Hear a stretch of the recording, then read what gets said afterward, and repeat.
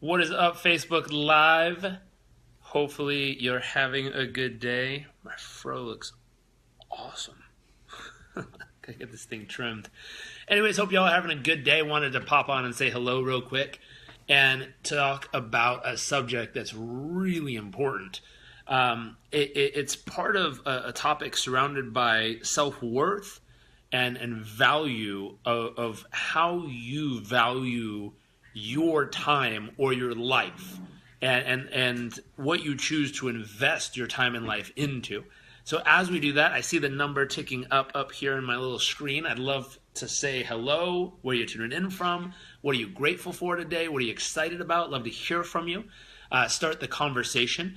And as you're starting the conversation, as we're starting to think about this, I'd ask you right now off the top of your head, your gut feeling, what is your time worth? Meaning parts of your life, moments of your life, what are they worth to you? How much value do you put on them? Melissa, nice to see you. Do you value your time? Or and a good way to know how you value your time is, what do you choose to do with it? Do you choose to look at every day and go, wow, I only have so many hours today to live, to be alive, to experience life? What do I choose to do with them that are going to be the most valuable ROI, mentally, emotionally, physically, financially, business-wise, family-wise? What's the strongest ROI that I can have for the day based on how I'm going to choose to invest the moments of my life? And if you start to wrap your head around that, you start to realize that the people that work really, really hard and do normally extremely well. Mel, nice to see you. You'll notice they value their life, the moments they have, extremely high. They put immense value on moments of their life. If you try to get a moment of this person's time, they know it's valuable. They don't give it away freely. They don't share it often. And it's hard to get someone's time because of how much value they wrap around it. Christine, nice to see you. So my question to you, just your first gut feeling, first gut reaction, what's your time worth? You know, what's an hour of your time worth? What's a day of your time worth? What's a week of your time worth? I'd love to hear your opinion on this. Rich, nice to see you. Hey, from Washington. 6 feet above brown is a great day. Love to hear that. Love the moment and cherish. Great experiences worth more. Oh, we may need to relocate. Looks like we're running out of battery. Stick with me as we relocate to a battery source here. But I'd love to know, what is a moment of your life worth? What is time worth? And if you think about this, most people don't start really, really, really valuing their time until they face a moment where they might not have a whole lot of time left. I remember a time in my life I was told by a doctor as a scare tactic to get me to take some medicine that I was refusing to take. I was told by a doctor I had 5 days left to live. And all of a sudden, the value of time went to the moon in my mind. Every day seemed like precious moments I had left, and I had to use them as fast as humanly possible to do everything I really dreamt of and everything I could imagine doing. And a lot of that was trying to connect with family. Sue, nice to see you. Basman, nice to see you. Thanks for your videos. Oh, thank you for tuning in. Pleasure. And so this thought of when it becomes scarce, when you feel like you have a limited amount of time left, all of a sudden, Mark, nice to see you. The value of my time fluctuates. Some moments have less expressed value. So it's something to think about. And how do you perceive that? If you were to feel, and think this through, if you were to feel that you had a limited amount of time left in your life, how would you choose to do things differently? And it changes the amount you have to think about in this window frame. I was talking about this with a personal client, and we were talking about this. What's the frame in his mind? If he felt he only had 1 week left of his life, how would he treat every day differently than he currently is? If he felt that he had a month left of his life, how would you relate to each day? If you had 6 months or a year? And what we found was anywhere between a day and up to 10 years, he felt that there was urgency. There's stuff he wanted to do. There's things he wanted to experience. There's people he wanted to talk to. There's moments he wanted to create. There's value he wanted to offer. But for some reason, when he believed that his life would go far beyond just 10 years in the future, he would tell himself this story. And I've heard this from my mom recently. I've heard this from other people that I've asked the same question to. They would tell themselves a story, there's always tomorrow. There's always another day in the future. There's always another opportunity that I could just have come around in the future. And I'll just wait for that moment. I'll wait for that time. And what's fascinating is, George, nice to see you. I was just thinking today how time waits for no one, because I feel as though I've let much time pass without accomplishing much.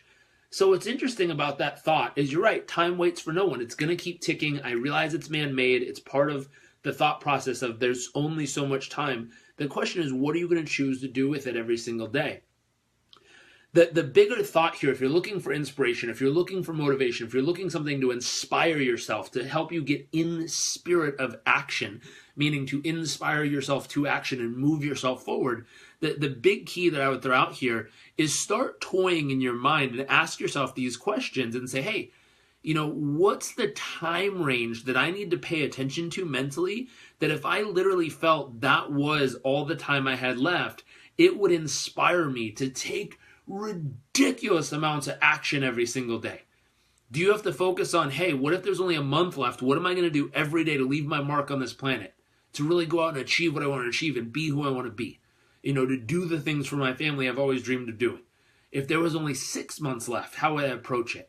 Now, here's the tricky part. There's this weird dynamic that exists between how much time would you have to focus on, or what window, what span of time you'd have to focus on to get yourself moving quickly, and how you also have to think, wow, what if I lived 100 years? What if technology came out in the next 6 months that allowed you to live 100 more years from today?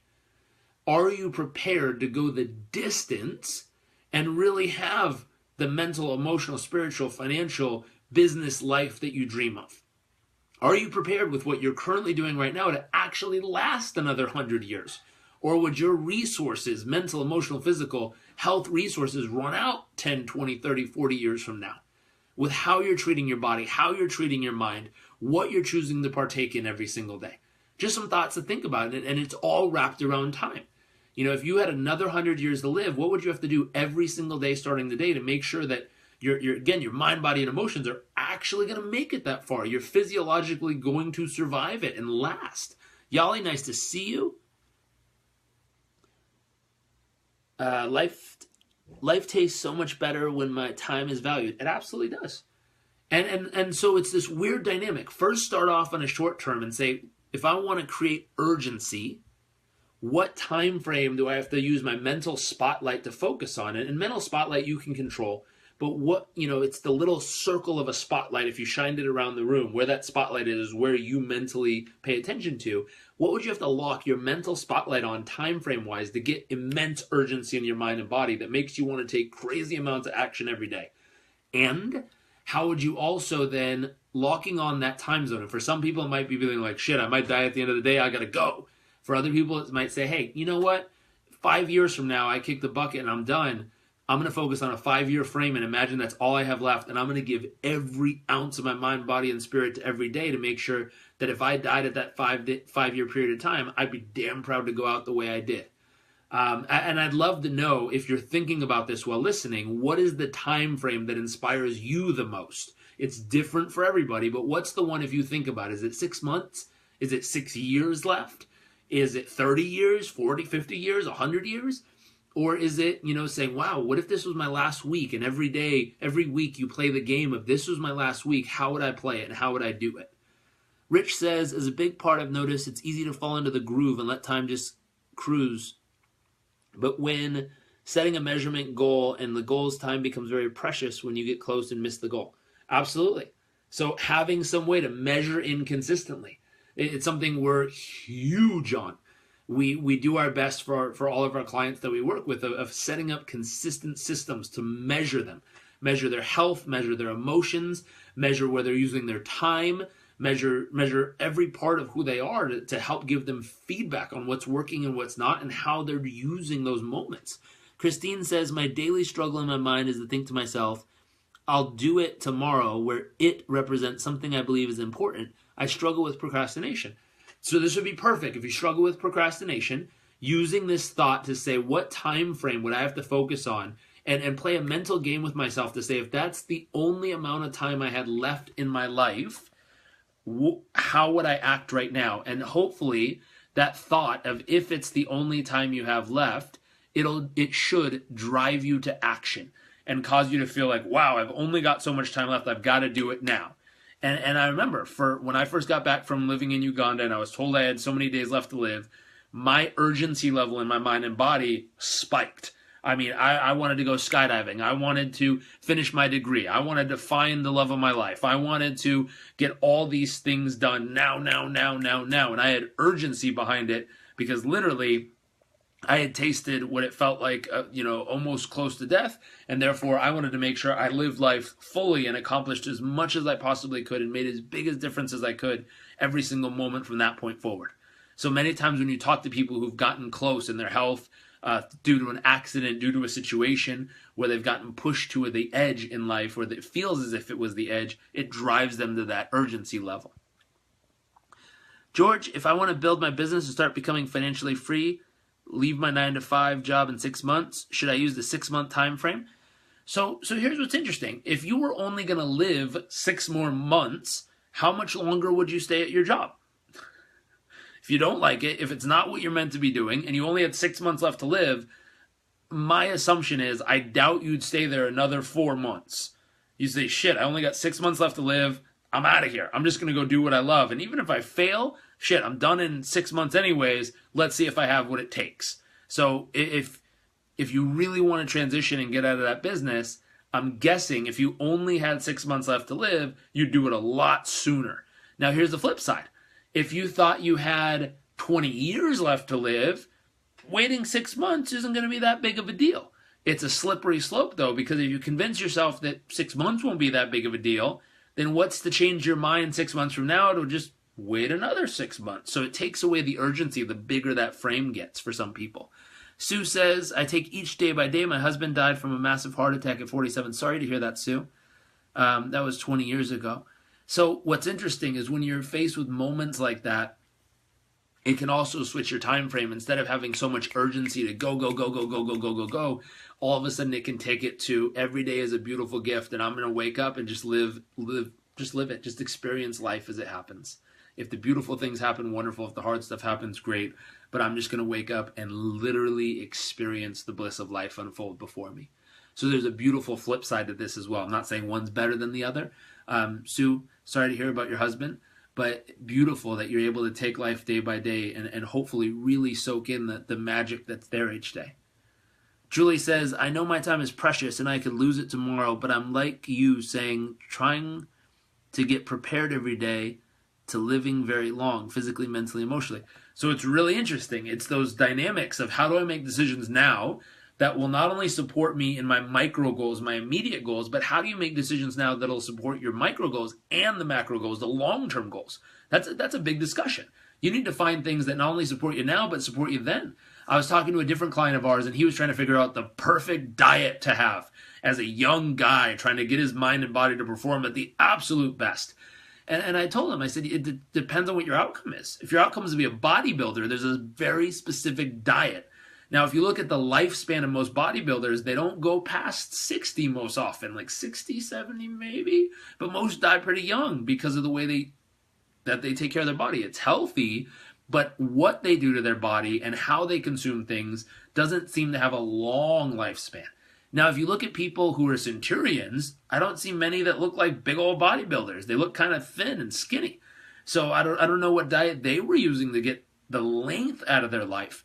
And he said, well, what if I want both? So the combination becomes, how do you have a specific type of diet or routine, physically, mentally, and emotionally, that allow you to have a great physical physique he was after now and last the distance so you're healthy over a long period of time? So Julie, that great thought there and great question, or great comment, but it's figuring out how do you get the micro and macro to match up here? Because you can do stuff that makes you really healthy right now and feel really strong and really abundant with tons of energy. But literally, if you look at the 25, 30, 40-year vision of what that lands up, it kind of breaks you down because it takes your body apart in the long run. But it's great in the short run. Examples of stuff like that are all the people who take certain supplements to burn fat in their body, or certain supplements to give them lots of energy to run a race and then it just crashes, or stuff, short-term uppers like a coffee, something that has lots of caffeine that makes you feel like you could do a whole lot right now, but long-term has negative effects on your mind and body. So those are the types of things that would satisfy short-term but not long-term. So you got to look for what would give you the energy now and help you live for a very long time. Just the thought there. I think it says Aisha? Cool name. Asha? Jairek, this topic is exactly what I needed right now. I haven't found the exact time frame that works for me. I have thought 10 to 15 years ahead, but find it because of my goal is so far ahead, it is hard to stay motivated and to do the right things every day. Perfect. So you've got to play with that mental framework about the amount of time you have to think about each day to get yourself into a position where it's like, wow, I'm going to dream 20 years into the future and imagine what my life's going to be like. I'm going to work backwards all the way to a daily action plan. So 20-year plan, 10-year plan, 5-year plan, 2.5-year plan, 1-year plan, 6-month plan, monthly goals for this month that I know is going to lead up to a 20-year vision for my life. And I'm going to make sure whatever 20 years looks like from now also satisfies getting me healthy, abundant, happy, fulfilled, whatever it is you're after right this moment. And the combination to make sure that it lines up, that where the eye hole you're looking through right now shows you all the way to the future and is set up in a way that really supports your mind, body, emotions right now, this moment. So this is great planning, but it's also great for inspiration to inspire you to action by tweaking that mental focus and getting you to a place that brings you to life. So as you're watching, hello everyone new who's come on, we've been talking about what time frame you have to mentally focus on. You have to lock that spotlight on in your mind and connect with in the future, that when you focus on that amount of years and tell yourself, hey, if I only had that many left, how would I be living differently right now? What things would I start doing? What things would I stop doing? What things would I want to go experience? What value would I want to create and produce for this world to leave my mark? What legacy do I want to leave behind? And what am I doing right now, this moment, to build that legacy ripple and leave that legacy on this planet so that literally if 6 months from now, if I wasn't here, that legacy would keep going. And I know that I made a valuable mark on this world in some way, shape, or form. And that could be just making a difference in your family. That could be the way you raise your kids. That could be the way you treat your health, emotions, and body. That could be cool things you go try to do or experience. But whatever it is for you, first identify the frame in which you have to keep your mind focused on that inspires you to action. 2, Mel says developing rituals every day is what's going to get you your goals. Absolutely. Those will get you your goals. You want to make sure, and I was watching a video of my dad a couple days ago. I shared it on Facebook, where he was talking about there's an art and a science. There's a science of achievement. The rituals, if you find the right rituals, they will add up to the results you're looking for. If you want to make more money, there's very specific rituals you do in business and finance that make more money daily.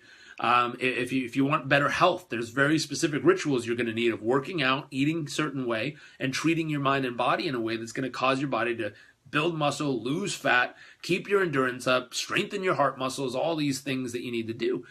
There's certain emotional patterns or habits you're going to want to have to lower your stress levels, raise your dopamine levels, raise your oxytocin in your body so you feel really connected and thriving on those great emotions. You want to balance out your adrenals and balance out your cortisol levels so you don't overstress yourself or break yourself down from adrenal fatigue, from too much stress. Those are patterns you want to adapt. And that's a science. There's very specific things every person can do to cause the adjustment in who they are as a person. Now, there's an art. The art is how do you enjoy it? What's the really unique way that you specifically go about it each day? That if you put it in this sequence, in this order, with just the right people at just the right time, it is the greatest experience you could ever imagine in your life. And Dad coined those years ago as the science of achievement and the art of fulfillment. So, what's your specific art? How do you paint your canvas? How do you create your art that makes your life feel like the most amazing gift on this planet every day. And that's purely by design. That's something we give away on our website for free. We call it the Ideal Day Design Kit, where you paint this canvas of the most magnificent day you can imagine. And it has to do with the simple daily activities done in just the right order, in just the right way, that when you see life unfolding that way, boom, there's nothing on earth worth trading for it. Now, our puppy is trying to identify something downstairs. Hopefully he's living his ideal puppy day. But it's that thought process of really, truly designing your ideal day. That's the fulfillment side. Now, the science side, if you want to achieve something, it's real simple. Break it down. Figure out what you want to achieve. Figure out what the formula is that gets you there. People are always asking, how do I make more money? How do I make more money? It's simple. Figure out a need society needs filled. Figure out how to produce the value that fills that need, and go and do it. If you're able to do that and society really needs what you have to offer, you'll make the money. Your business will take off. It's easy. The tricky part is we've been taught, and I'm guilty of sharing this message as well because I believe in it, but we've been taught, find what you love and just do that. And the truth is, society doesn't always need what we love. So we might I might love running outside with a tire and a stick, running it down the road. And if society doesn't need that and it doesn't value it to invest in it and pay for it, I'm not going to have a very lucrative business. If that happens to be the coolest toy of that century and every kid wants one and every person wants one, then I'll have a very lucrative business. So there's a weird combination when you're looking for that, where it's what people really need, want, and desire, what you're really, really good at, and what you actually enjoy doing. And the combination creates a sweet spot right in the middle of that Venn diagram. That's what you should aim for, where people really actually need it and want it, and you're good at it, and you really enjoy it, and you're talented. Boom! You can hit as far as a business is concerned. So you need to make sure that I see a lot of, just a random thought, but I see a lot of people wanting to do what they love to do and convince the world that everyone needs to come and buy it and pay for it. And if you're passionate about it, if you're an artist, go for it. If that's all you need to do every day and it doesn't matter if the money comes or not, live it, do it. If you're someone who's like, hey, I love living my art, but no one seems to notice it or care, you might want to make sure it matches up in the sweet spot in that Venn diagram where you love it, you're good at it, and people need, want, and desire it and are willing to pay for it. And all of a sudden, bam, it hits. Just a thought. But going all the way back to the beginning of time and what we were talking about here, I'd love to know, and if you wouldn't mind tossing it in here, what time frame do you personally have to focus on to energize yourself? And if you only had that amount of time left, what would you start doing? What would you stop doing immediately? What would you no longer settle for in your life? And what would you consistently bring into your life that's currently not happening right this moment? Another question that would go in here, how would you start treating the people around you if you only had that much time left? One thing that became really interesting to me is when I realized I only had so much time left in that moment of my life, I started looking at all those moments where someone would say, hey, do you want to, family, do you want to spend some time together? I'd be like, I'm busy, I got work to do. And I started saying, wow, those might not be forever. I'm going to start taking those phone calls. I'm going to start purposefully going out of my way to try to consistently connect with those people as much as possible. And I'm going to start planning out my year in a way that gives space to go do fun things with those people and make that a priority. And all of a sudden, it strengthened a whole category of life for me that really wasn't that strong prior. And I love my family, very connected to them. At the same time, making space for that on purpose, because I thought about how, if I only had so much time left, how would I treat the ones I love most? And what would I want to do with them? And how often would I want to? Then I went through each category, business-wise. If I only had a year left to live, what would I choose to do as my vocation, my business, the value I want to add to this world? One of the people, who was it? So George was saying, if you necessarily don't love the job you have and you only had a year left, how much longer would you stay at that job? If you really don't like it, if it's not what you're meant to be doing, and people tell you all kinds of stories, but but I need to pay the bills. Great. Well, go do something you love to do that people actually need and want and desire. Combine the two. Boom. Pay the bills that way. Maybe you're a wonderful singer, and then there's a great gig you can get as a singer where you pay the bills singing. Maybe you're fantastic at telling jokes, and you can create a YouTube channel telling crazy jokes, and boom, a business takes off for you. Just find something that's more in alignment with who you are. Or there's another option that exists there, and that's really, truly shifting the meaning of what it is that you do already. There's a beautiful story. If you haven't watched the TEDx talk on our main website, if you just go to JarekRobbins.com, the video on the homepage, towards the end of that video, I talk about a man in Uganda who he just swept floors every day. And he was the caretaker of this local clinic. And what's interesting, when I asked him, why do you do what you do? He told me, I believe every human being, whether it's a sick or elderly person about to leave this world, or a newborn baby about to enter this world, they deserve a clear path to do so. And I remember being stunned because the mindset on this man was magnificent. To meet someone who did something so simple as far as their day-to-day task and job, yet the value he got from it and the beauty he found in it because of how he thought about it, his perception of what he did was magnificent. All he did was, he was a caretaker, but in his mind, he cleared a path for people to enter and exit the world, which is amazing. So just the thought, that's another option. 1, quit and go do what you're great at that people want, need, and value. 2, change your perception so you look at what it is you do as a really magnificent, valuable asset to making a difference in the world and however you approach it and everything. I mean, this guy swept leaves off the ground, but in his mind, again, cleared a path to enter and exit the world. And all it was sweeping leaves, but he felt fulfilled because of the meaning and purpose he added to it, which is another option for those of you. If you are doing something you don't necessarily love, shift the meaning and it'll become a whole new experience for you. Mel says, stop stressing and live in the moment. Not give my family the time they deserve and not make work a priority. Absolutely. Beautiful. Wonderful, wonderful, wonderful thoughts.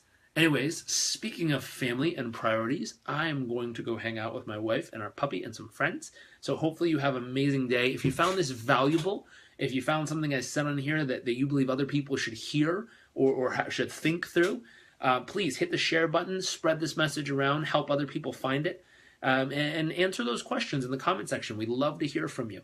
Anyways, hope you have an amazing day, and I'll see you later. Bye.